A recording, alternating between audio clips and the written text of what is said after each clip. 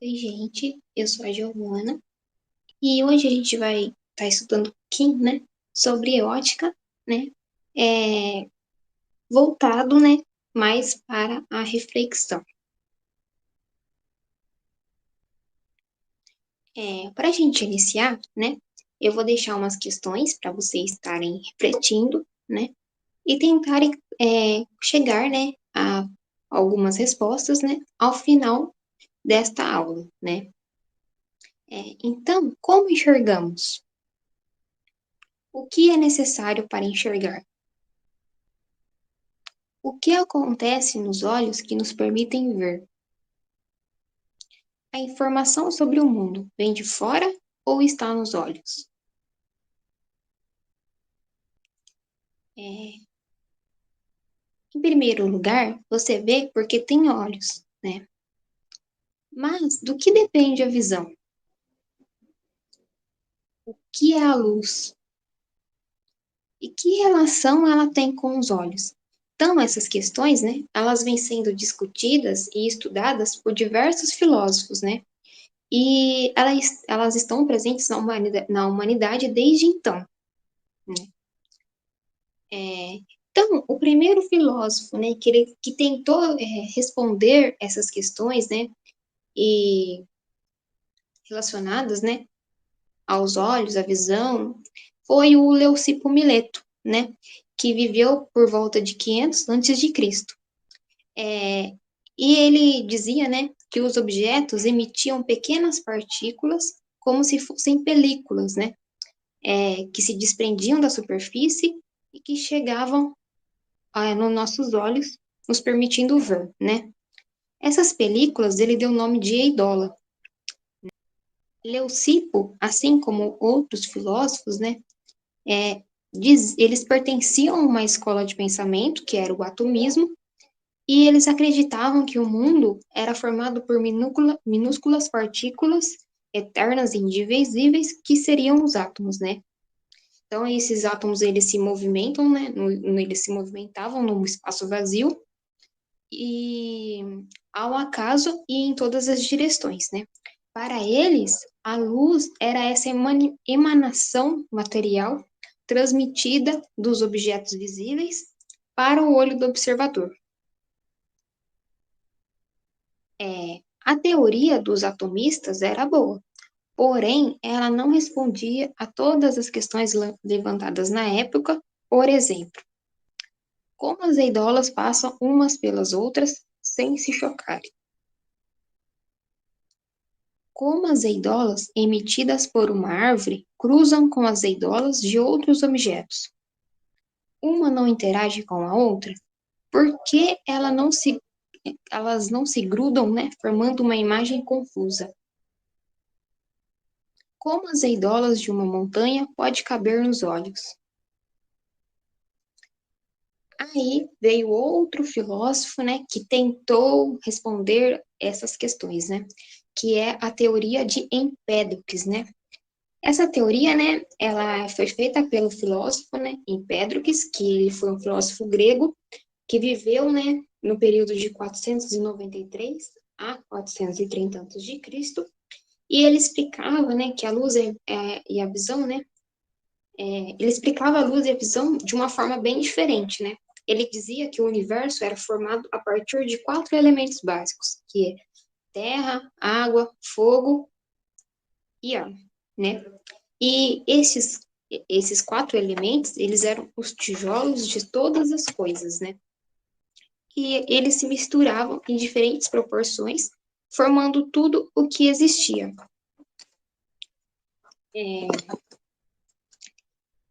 Então, a luz e a visão, né, para o Empédocles, eles estavam relacionados, né, com o elemento fogo.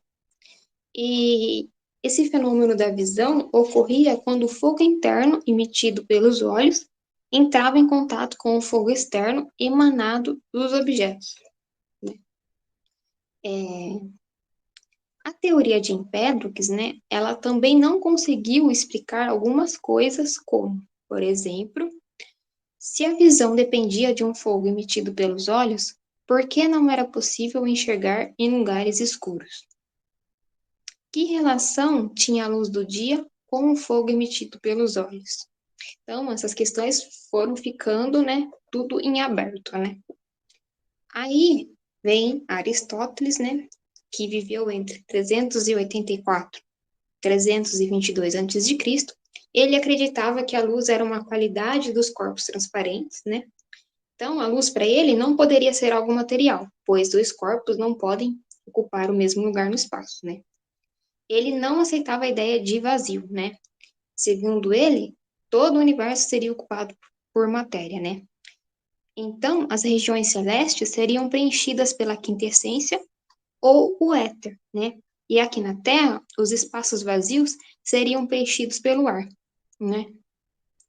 E a luz era algo que acontecia entre o observador e o objeto.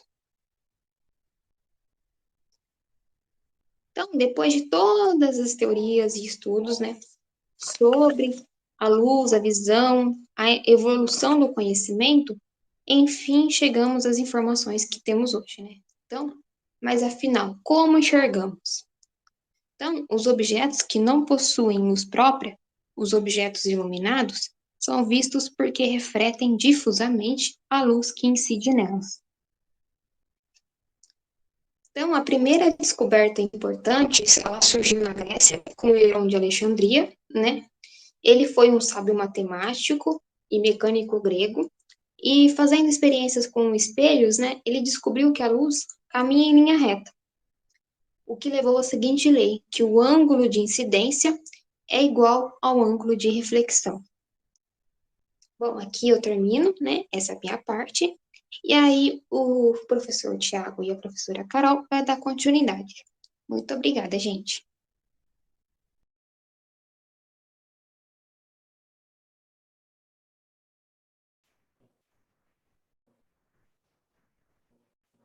Olá, pessoal. Meu nome é Caroline.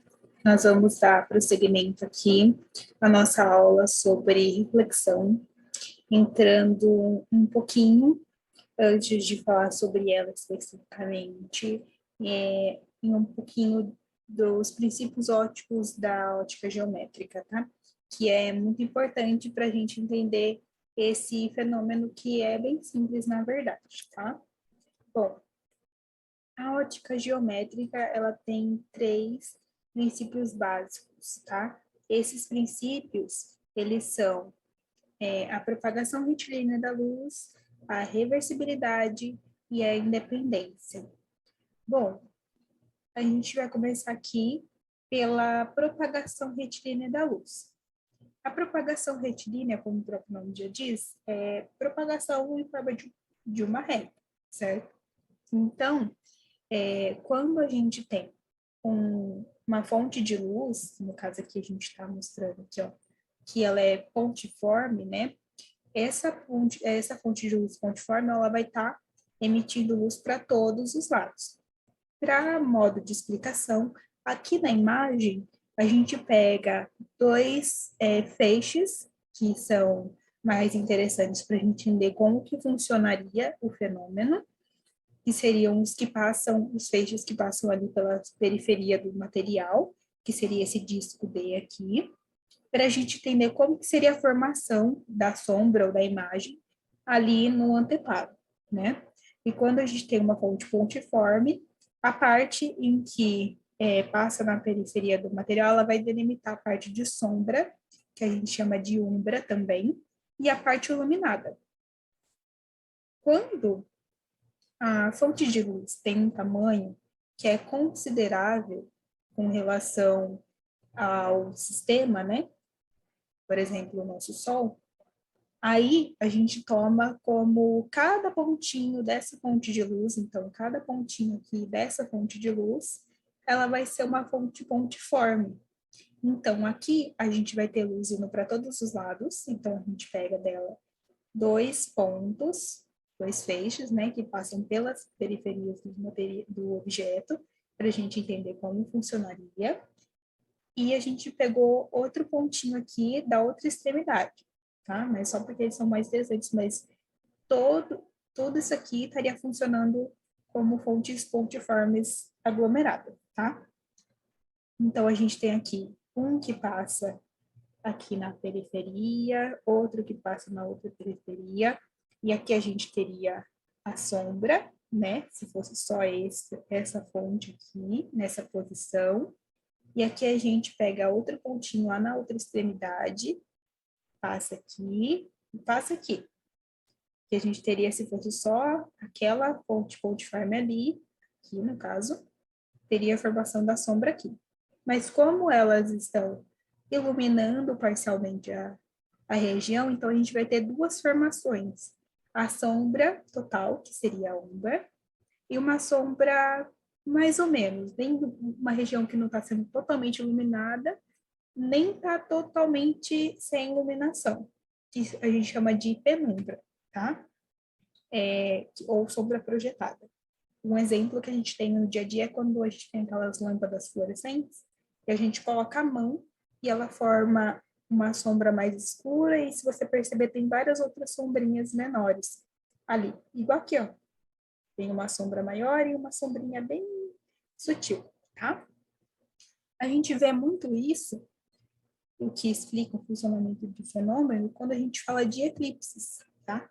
O eclipse lunar e solar, eles são devido à formação de sombra, devido a essa característica da propagação retilínea da luz, tá?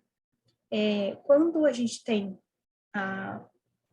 os três ali no mesmo plano, a Lua, ela vai entrar, caso quando ela tá na fase cheia, né? Porque aí tá Sol, a gente aqui observando a Lua, então o Sol tá iluminando a Lua, tá? Quando eles estão no mesmo plano, aí a Lua, por um momento, ela vai entrar numa parte que não tem luz nenhuma do Sol, porque a Terra está na frente.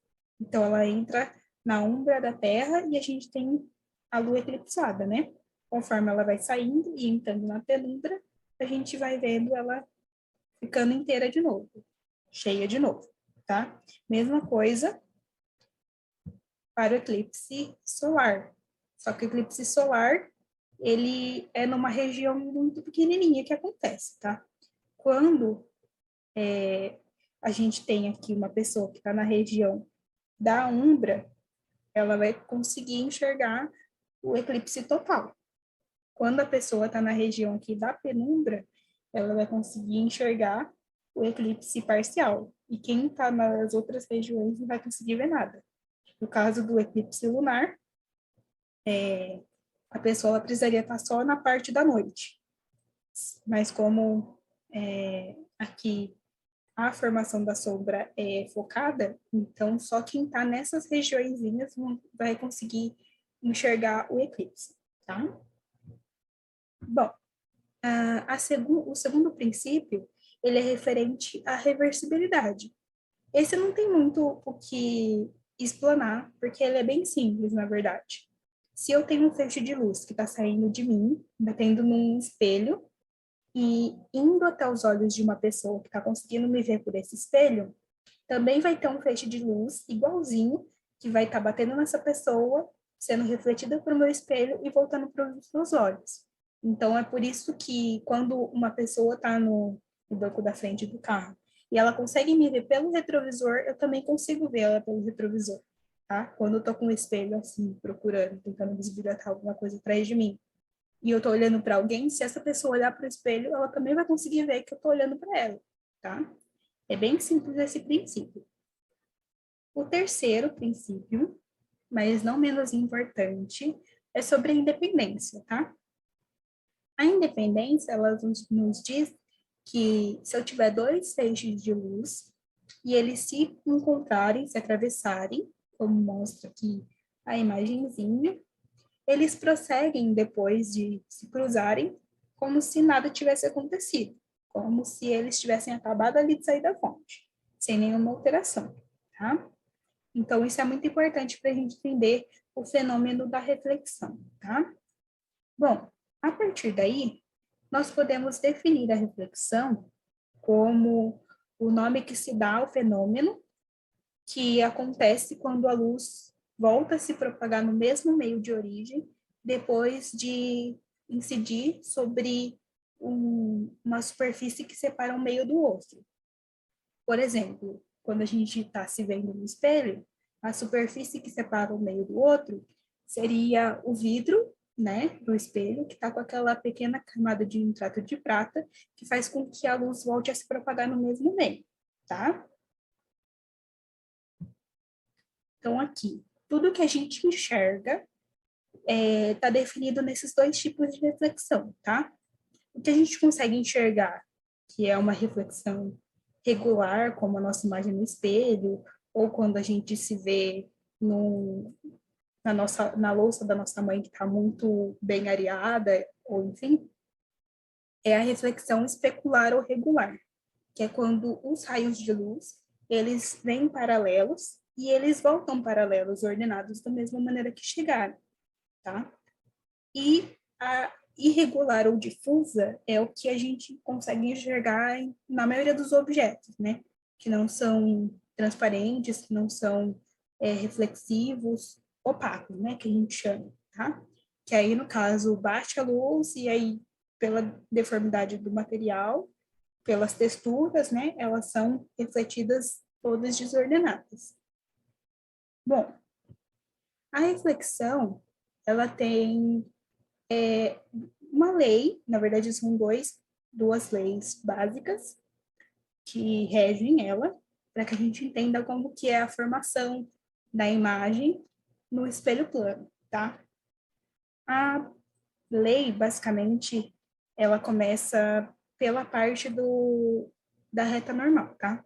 Toda vez que eu tiver um plano refletor, eu sempre vou precisar considerar uma normal. A normal sempre vai ser perpendicular ao plano refletor, tá? Ou seja, forma 90 graus, certo? A primeira lei nos diz que, com relação ao normal, tá? Sempre medido com relação ao normal, o ângulo de incidência é exatamente ao ângulo refletido, com relação ao normal, igual mostra aqui a nossa imagem, né? E que o ângulo incidente e refletido, eles são coplanares com a reta normal. Então, se o meu plano está aqui, meu plano refletor, a minha normal vai estar aqui, 90 graus, e o plano incidente e refletido também vão estar nesse plano, tá? Mesma coisa se meu plano estiver aqui, reta normal aqui, plano incidente e refletido no mesmo plano que a reta normal, tá? É basicamente isso. Bom, para a gente entender como é uma questão bem simples, eu coloquei aqui um exemplo. Supondo que aqui eu tenho, entre o ângulo de incidência e o plano refletor, um ângulo de 60 graus. E eu queira saber qual que é o ângulo refletido, ângulo do raio refletido. Bom, eu sei que a reta normal com ângulo de reflexão forma 90 graus, certo? E eu sei que, pela lei também, o ângulo de incidência e o refletido são iguais. Então, se eu tenho 60 graus aqui e a reta normal com o ângulo refletido forma 90, então 60 menos 90 é igual ao o ângulo de incidência, certo? Que é 30 graus. E se o ângulo de incidência é igual ao ângulo refletido, então o meu ângulo refletido também terá 30 graus, tá? É bem simples essa questão.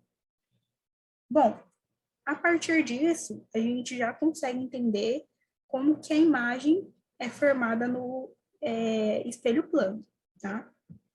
Bom, se a gente escolher aqui um objeto pontiforme, um pontinho P aqui, ele sempre vai estar do espelho a mesma distância que a imagem dele vai estar do espelho, tá?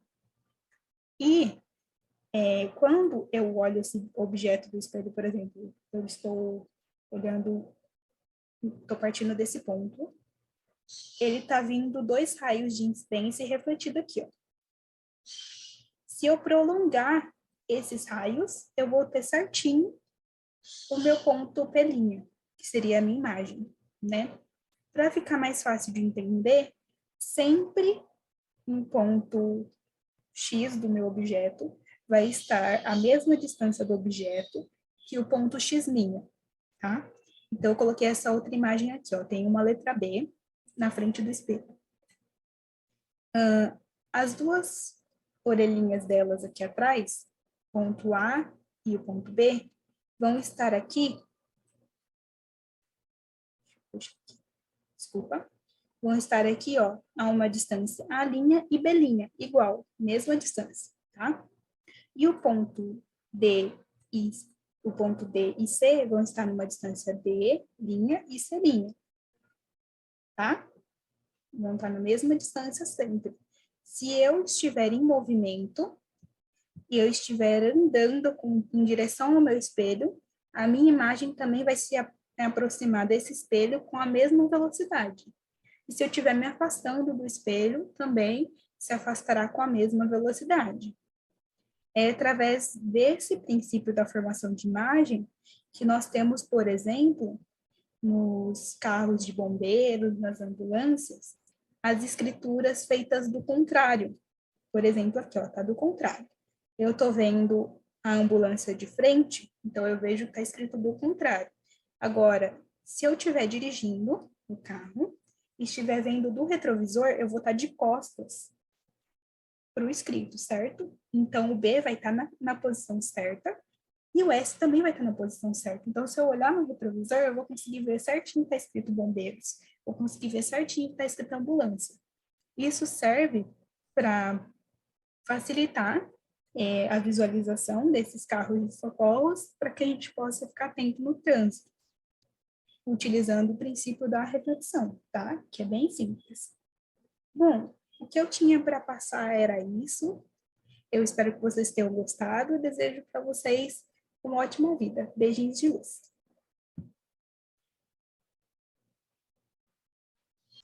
Boa noite, pessoal. Eu sou o professor Thiago. Eu vou dar continuidade no que a professora Carol e no que a professora Giovana ficaram, né? Eu vou falar sobre os espelhos esféricos, que são os espelhos côncavos e os espelhos convexos, de forma bem sucinta. A gente sabe, né, que um espelho esférico ele é um elemento óptico refletor e que tem uma forma de uma seção esférica, né? No caso, né, são dois tipos de espelho. Tem o côncavo e o convexo. O côncavo, ele tem a superfície refletora interna e o convexo, né, a superfície refletora dele é externa. Então, esses espelhos esféricos, eles vão obedecer às mesmas leis da luz dos espelhos planos da ótica geométrica, né, que foi o que a professora Carol explicou anteriormente. Os espelhos côncavos, ele possui a parte espelhada interna, né? Então a gente tem aquele exemplo do espelho que o pessoal usa, né, para tirar sobrancelha ou para se maquiar, né? Que tem os dois lados. A construção da imagem desse tipo de espelho, ele vai depender da posição do objeto principal, né? Sobre o eixo principal. Já os espelhos convexos, a imagem ela vai ser sempre formada por um objeto colocado na frente do espelho. Nesse caso, a gente tem aquele exemplo de espelhos que são colocados em lojas ou em outros lugares para poder evitar algum tipo de furto, roubo ou algo do tipo. A imagem sempre vai ser virtual, menor e invertida, certo? O que acontece? A gente tem outros inúmeros exemplos que eu poderia citar aqui, mas eu resolvi colocar somente esses dois, porque são assim, o que a gente mais vê no dia a dia, né? De forma bem simples, eu expliquei para vocês no que pode ser aplicado, né? Os espelhos esféricos. Eu não expliquei sobre a funcionalidade, porque, como eu disse anteriormente, a Carol já deu uma explicada, né? Então é isso, eu espero que vocês tenham